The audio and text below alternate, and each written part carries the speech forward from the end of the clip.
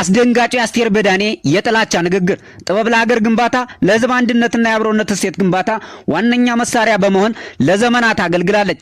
ሕዝብ በሬዲዮ በቴሌቪዥንና በበየነ መረብ ያነገሳቸው አንዳንድ አርቲስቶች ታዋቂነታቸውን ለመልካም ዓላማ ከመጠቀም ይልቅ የግል ፍላጎታቸውና ስሜታቸውን በማስቀደም የጥላቻ ንግግር በማስተጋባት ሕዝብ በሕዝብ ላይ እንዲነሳ በማድረግ ለዘመናት የዘለቀውን የአብሮነት እሴት ለመናድ ሲሞክሩ ይስተዋላሉ።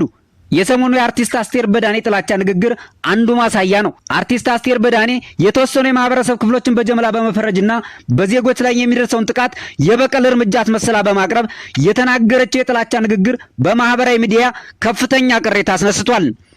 ሰዎች የሚናገሩት አደገኛ ቃል በጊዜ ሂደት ታሪክና የሕግ ተጠያቂነት ያስከትላል ወይስ እንዲሁ አየር ላይ በኖ ይቀራል በሚል ሲጠይቁ ተደምጠዋል። የዓለም አቀፍ ፍትህ ታሪክ የሚያሳየን ግን የጥላቻ ንግግሮች የትንም ያህል ጊዜ ቢወስዱ የሕግ ተጠያቂነት ማስከተላቸው እንደማይቀር ነው።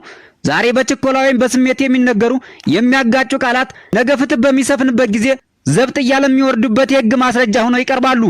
የጥላቻ ንግግር በተለይም ታዋቂ ሰዎች ወይም የህዝብ ልሳኖች የሚያሰራጩ ሲሆን ዜጎች ላይ ለሚደርሱ የጀምላ ጥቃት ማበረታቻ ሆነው በታሪክ በተደጋጋሚ ታይተዋል።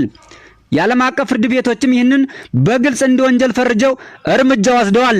እንደ አውሮፓውያን አቆጣጠር በ1994 በሩዋንዳ ከተከሰተው አሰቃቂ የጅምላ ጭፍጨፋ በኋላ በታዋቂው ሚዲያ ትሪያል ውሳኔው መሳሪያ አንስተው የተዋጉትን ብቻ ሳይሆን በሬዲዮና በቴሌቪዥን የጥላቻ ንግግር የጥላቻ መቀስቀሻ መሳሪያ አድርጎ ሲጠቀምባቸው የነበሩ ተሰሚነት ያላቸው ሰዎች ለፍርድ ቀርበው ዋጋቸው እንዲያገኙ ማድረጉ የሚታወስ ነው። በዚህም የሬዲዮ ጣቢያ መስራችና ጋዜጠኞች በቀጥታ ሰው ባይገሉም በቃላቶቻቸው ጥላቻን በማሰራጨትና ጥቃት እንዲፈጸም በማድረግ የዓለም አቀፍ ፍርድ ቤት የጥኑ እስራት ፍርድ አከናንቧቸው በዘመናችን አይተናል። ከዚህም በተጨማሪ ከሁለተኛው ዓለም ጦርነት በኋላ በተካሄደው የኑምበርግ ፍርድ ቤት ደስቱርን በተባለው ጋዜጣ የናዚን የጥላቻ ፕሮፓጋንዳ ያሰራጭ የነበረው በቀጥታ የጦር መሳሪያ ባያነሳም ባሰራጨው አደገኛ ጥላቻ ምክንያት ወንጀል በመፈጸሙ ለፍርድ ቀርቧል። ሁኔታ ከዩጎዝላቪያ መፍረስ በኋላ በተቋቋመው ዓለም አቀፍ ፍርድ ቤት የፖለቲከኞችና የሕዝብ መገናኛ ብዙሃን ከሕዝብ ያጋጩ ንግግሮች በማድረጋቸው በሰብአዊነት ላይ ወንጀል ፈጽመዋል ተብለው ለፍርድ ቤት መቅረባቸው የሚታወስ ነው። ሰሞኑን አስቴር በዳኔ አማራና ኦርቶዶክስ የሀገር ባለቤት ነኝ ብሎ ተቀምጧል።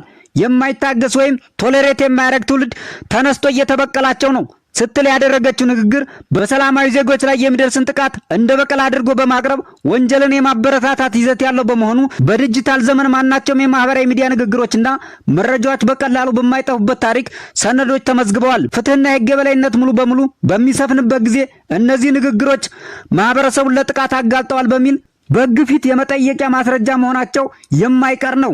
ማንኛውም ዜጋ ወይም ማህበረሰብ የሀገር ባለቤት ነኝ ብሎ ማሰቡና መናገሩ ሕገ መንግስታዊና ዜጋዊ መብቱ እንጂ በፍጹም ወንጀል ሆኖ የበቀል እርምጃ እንዲወሰድበት ሊዘመትበት አይገባም ነበር።